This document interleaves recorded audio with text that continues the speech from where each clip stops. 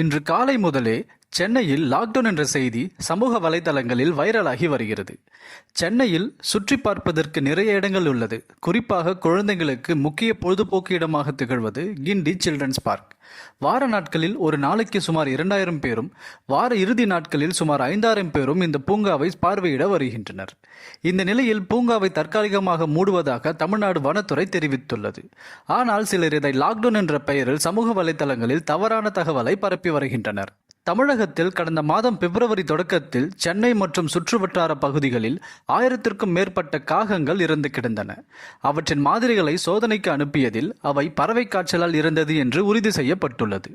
கால்நடை பராமரிப்புத்துறை, பொது சுகாதாரத்துறை ஆகிய துறைகளின் அலுவலர்கள் சென்னையில் தொடர் ஆய்வுகளை மேற்கொண்டுள்ளனர். இந்த நிலையில் கிண்டி சிறுவர் பூங்காவில் அடுத்தடுத்து 20 பறவைகள் உயிரிழந்துள்ளன.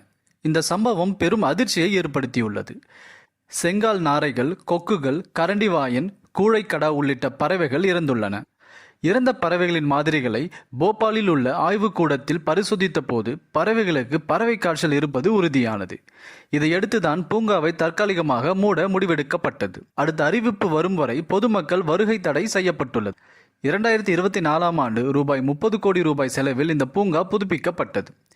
22 ஏக்கர் பரப்பளவு கொண்ட இந்த பூங்கா முக்கிய பொழுதுபோக்கு மற்றும் கல்வி மையமாக திகழ்ந்து வருகிறது. காலை 9 மணி முதல் மாலை 5:30 மணி வரை இயங்குகிறது.